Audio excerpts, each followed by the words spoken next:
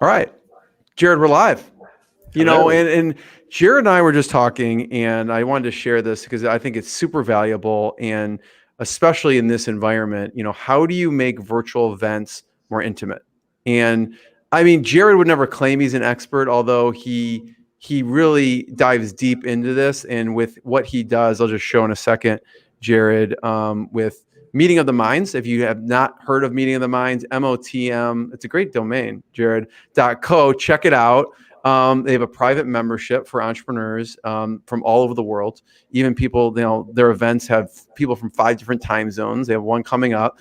But Jared was telling me how, his events, he has a way of running them so it makes them more intimate in breakout rooms. And I would say, Jared, you probably, because of what you do with the Meeting of the Minds, are an expert at kind of how do you break people apart? What's like best practices? So why don't you tell people a little about Meeting of the Minds, and then how can people make their virtual events more intimate for their attendees?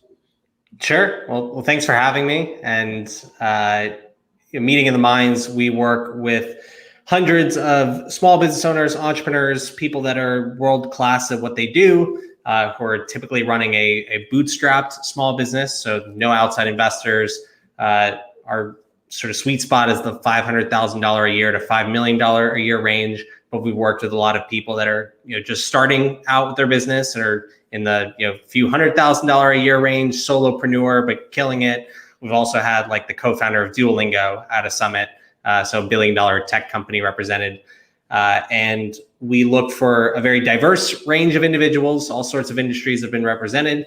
We get them whenever possible physically together in person. In places like Atlanta, where I'm based, Bermuda, where we've worked with the government, Napa Valley, where we've partnered with the oldest winery in Napa. And then I get out of the way. And so, I think a lot of what we do to prepare for and facilitate a successful Meeting of the Minds, which are typically these 3-day summits that take place quarterly. And then we have an annual membership component to the mastermind and things like that. But how we prepare for that, we've just been able to translate to our sort of Zoom experiences now in the pandemic. And so, first off, we have a very curated community, and there is no buy now button on our website. Everyone who's joining Meeting in the Minds is applying, they're being referred, and we're very clear about the types of people that we're looking for. And so if you're hosting any sort of like people like Michael Roderick, who are amazing human beings. Yeah, you can go on the site, see sort of a wide range of people who have joined us, and we share examples that would allow someone looking at the site to know if this is for them or not. And then we have an extensive FAQ. We have a partner program in part because we want to meet great people, and having our previous attendees introduce us to other great people is a nice way to continue the legacy building here. So the fact that we're curated really helps. And after that, we go a step further. And before any Meeting of the Minds experience, we send out what we call an experience curation survey, which is a fancy way of saying we ask a lot of questions. We learn what types of things people are looking to learn at these experiences, what their pressing problems are, any exciting opportunities they're looking to capitalize on, what types of people they're looking to meet as a result of Meeting of the Minds, what other online or offline experiences they've had that were really good and what was bad. And we get a sense of how we can provide a great experience at the individual level. And so there's a lot of prep work that goes into a Meeting of the Minds experience. And just like any great meeting or sales pitch, the more preparation you do, the better. So we connect with everyone at the one-on-one level after we've screened for great minds to join us. And then we actually start connecting people in advance of the summit. And this is something that we do in normal times when we're going to Bermuda or going to Napa. We're actually making a handful of curated connections, as we call them. So before you ever join the larger group, you're connecting with people that we've handpicked for you to start chatting with. And so you can get immediate value, you can make a friend, and then it's not so scary when you go into the larger group where you see all the squares on your screen and you're chatting with people. So, again, we keep teeing things up. We're sending an agenda in advance. We're putting a lot of breaks in there to keep the energy high. We're setting expectations to say that we want your video on. If you have to leave because of a religious service or because of kids, that's okay. You don't have to be dressed as you'd like to be known. Here's the bios and headshots of all the attendees so you know who's joining us. Check your ego at the door. We have some expectations that we set. And so then when everyone's clicking on Zoom on the first day of a Meeting of the Minds experience that's been turned virtual, there's a sense of community that's already been built. We also benefit from having a bunch of our attendees be repeat attendees because they're annual members of Meeting of the Minds. They're partners of ours that tune in, or we've rolled out different levels of a Meeting of the Minds experience. And so some people join us at a deep dive, which is a monthly, more content forward experience. Then they join us for a quarterly summit, which is more of a true mastermind. And so there's some familiarity with the process, which helps everyone else sort of get up to speed. And so I'm going into a lot of nuance. I have a question. Sure. Let's say you have the Meeting of Minds, there's 40 or 50 people on. Talk about how you break people up virtually so it's a good experience and it's more intimate. Maybe from why, how the thought process, and also maybe from a technical, if people are like, I don't even know how to navigate Zoom in this respect, and that has these features, but how do you break people up into groups so it's more of an intimate feel? Yeah, I was about to jump into that. So we use the breakout room functionality quite a lot through Zoom. And what that does is you can automatically break people up into different groups, or you can manually break people up. And you can also choose how many people you want to go into a certain group and see who ends up in those groups, whether you let Zoom automatically select those people or you manually choose who you want to go to which group. Mm-hmm. So very early on in Meeting in the Minds, we do icebreakers. And we will have people have like quick 5-minute conversations with 5 other people. And again, this is something we do in person anyways. We give them question prompts, allow them to share what they're grateful for, share something they're fearful of, share there's something that they're excited about. During the second day of the summit, we'll typically make it more business oriented and fun, like if you could add a 0 to the end of your sort of revenue total, like what would that look like for your business? If go from 100,000 to $1 million a year in revenue, and so we do that so that you've had these curated connections in advance of the event. Now within the first hour or so, you're connecting with another 5 strangers, and so then when we come back to the group component, you now know maybe half the people that have joined, or at least a quarter, and we continue doing things like this throughout the weekend so that by the end of a Meeting of the Minds, you sort of know everyone who's joined us and now have a base to follow up with and build upon those hopefully deep and meaningful relationships. If you're new to Zoom, what I would definitely recommend is practicing this before your main event. So we did have a couple of test events where I was doing this ahead of our very first virtual Meeting of the Minds. I had backups in place from having a trusted speaker or friend with directions on how to keep the group going if there's some internet issue. And we actually ran into that on our very first Zoom quarterly summit, where there was an outage with Zoom very early in the pandemic. And right. I had an MC and friend in place who kept the party going for 15 minutes until I could get back into the mix. And it was like my worst nightmare, but I planned for it. Would you say, Jared, when you break people out, do you assign someone to lead it, or how do you kind of, or do you just give them the directions and go, okay, I'm breaking you out, go? It depends on the part of the agenda. So for these sort of icebreakers or curated conversations, we will just give directions and say, hey, you're going to go into this breakout for 5 minutes. Here's the prompt. Have a a conversation with your partner. And then when they're in these breakout rooms, if you're using Zoom, you can actually broadcast to everyone and send a message. And so there's a little text box, and you can fill it out. And I give, like a 2.5 minute warning, or we got 10 minutes left in this session. So that's really helpful to communicate. And people get the hang of it. Similar to if you're live almost. Yeah, at the front of the room. And so that's really helpful. For other parts of the agenda, I'll manually put people in groups. So if we're doing a hot seat, for example, where one entrepreneur can share their biggest, most pressing problem, or like the thing they're most excited to try and capitalize on, but don't really know how to do it in the best way, we'll put 5 other people with them who have very diverse perspectives and networks to connect them to. And for that, I'll both share in advance what the process looks like. So use the first 15 minutes to give context and ask clarifying questions so that everyone knows what the problem is.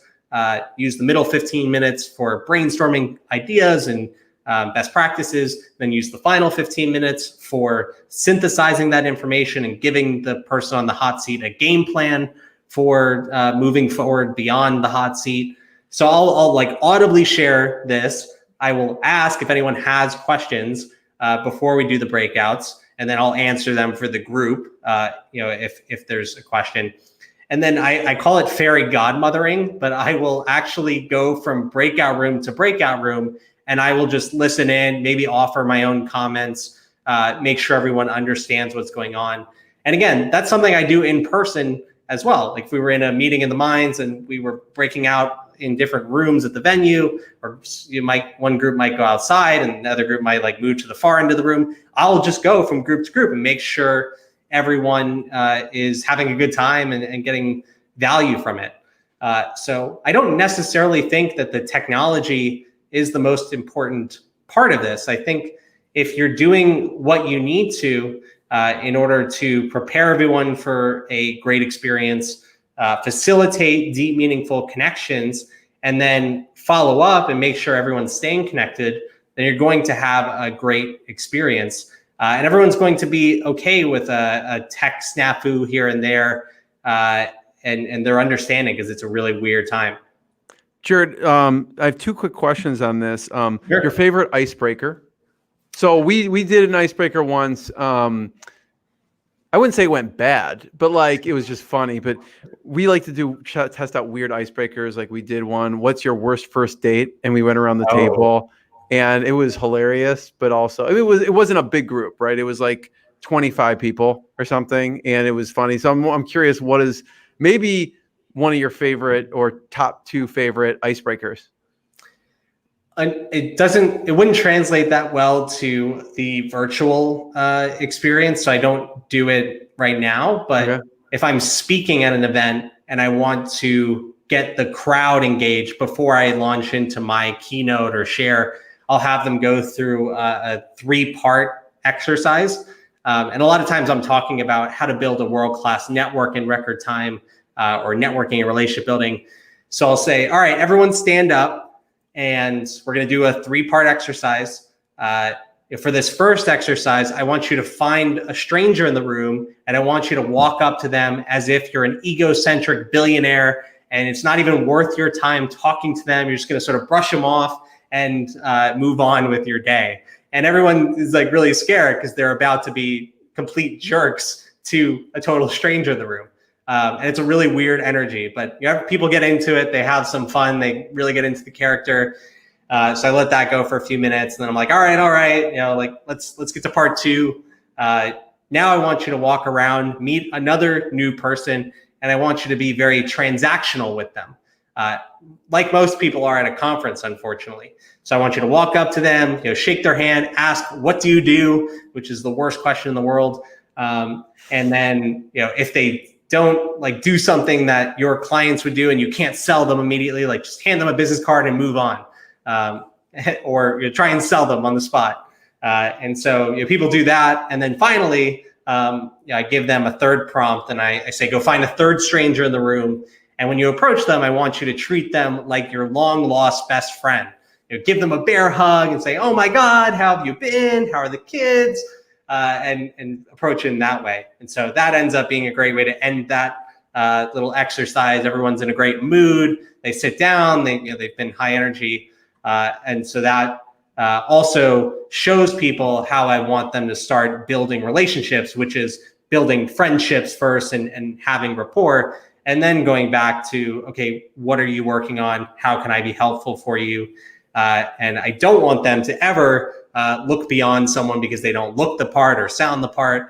That person that you don't think could ever work with you might be able to introduce you to your ideal client, or let's just be good human beings to each other, because that's just a great way to run a business and be a leader.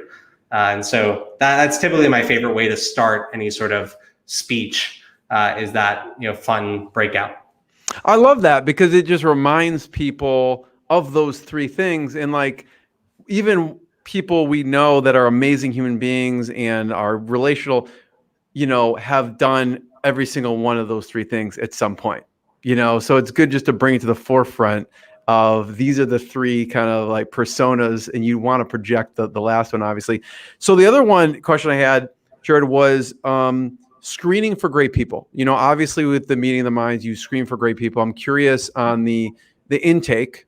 What's something you do? And I know like one question that we always like to throw in was, what's your favorite movie? Because John and I have like I wouldn't say weird sense of humor, but we have a sense of humor. So we just like to know how people answer that question. So I'm curious on your process.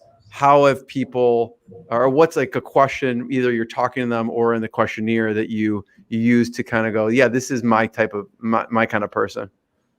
Well, I'm careful about where I'm sharing meeting of the minds. So I am taking interviews or places like this to promote where I know I'm speaking to a qualified audience of entrepreneurs. I also definitely ask for referrals, lean on my own personal network, have the partner program. And so that really helps as far as getting qualified people to even look at the website. Then again, on the website or on any individual page for a deep dive, I'm explaining what this is and giving them examples and trying to weed people out that way.